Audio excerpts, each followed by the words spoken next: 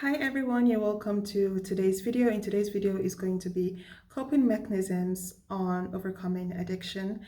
Addiction can be something that is health threatening, and it can be something that literally makes you lose control.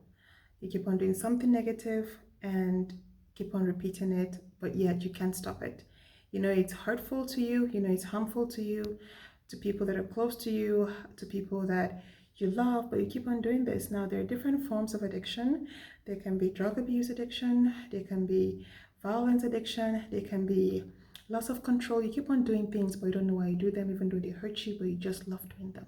Now, in this video, I am going to be sharing with you coping mechanisms that you can use to overcome this. Of course, the first thing you have to do is to seek a therapist. Yes, professional help, but it depends on the level of addiction. There are different types of addiction, which I'm going to highlight in this video, so let's get right into it. The first form of addiction could be substance addiction. You see yourself drinking alcohol all the time, or probably smoking every single time, doing drugs and weed all the time, and you just can't stop it. You just see yourself going back to it, and even if you know that it hurts you sometimes, but you just can't see yourself stopping it, that is so bad because it affects your health, and at the long run some people even are literally out of this world because of that simple thing called addiction. People see it as it's just something simple, it's not that deep. Well, it's that deep because it is taking a lot of people that have been in families which they are loved by people from different communities. Addiction has taken away fathers, mothers, children from their loved ones just because they think it's nothing, or when I get there I will stop. That's addiction talking. And the best way to start working on your addiction is by admitting you have an addiction problem and seeking for help, professional help. Phone can be an addiction sometimes. Yeah, some people literally have their times on social media from morning till night till the next day. They sleep on their phone, they wake up with their phone, they do everything with their phone. They literally lose interest in any other thing else but monitoring what's happening online, which is an addiction because if you literally can't eat without having your phone with you, you can't go to the toilet. I know some of us are guilty of this, but when it comes like to be a repetitive pattern, you can't go to the bathroom, you have your phone with you. When you want to sleep, you literally sleep off on your phone. You're gaming, you're gambling, like you're betting consistently. It can be an addiction, and this has led to people going broke. Some people literally sell everything that they have. They sell their properties, they sell their personal belongings, they sell their investments just so that they can bet on something that they feel is going to give them a huge reward.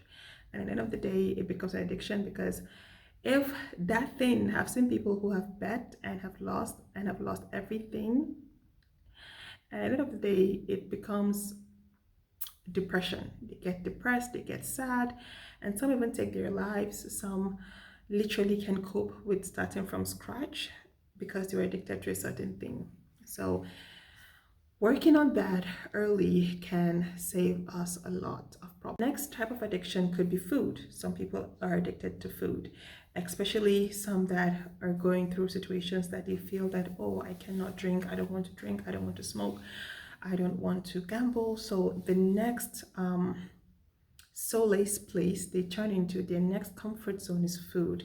They eat and they eat and they eat, and it becomes dangerous to their health. Like any single thing they see, they find comfort in eating because that's only where they can hide their pain and just be happy. Like eating every single time isn't healthy for you. Eating like 7-8 times a day and eating in large proportions isn't good for you. I don't know if some of you are watching this 600 LB story and seeing real life stories because of addiction. They go back to food, and then some of them, they get into health troubles, their heart stops, and some they have to go through emergency surgeries because of the fact that that is their coping mechanism. Everything you do doesn't just make you happy. It can cause strained relationships between yourself and your family members, and even your loved ones. It can make you go crazy.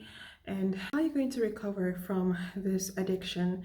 Now that we know what they are and their types, How do you recover from this addiction is by acknowledging that you have an addiction problem.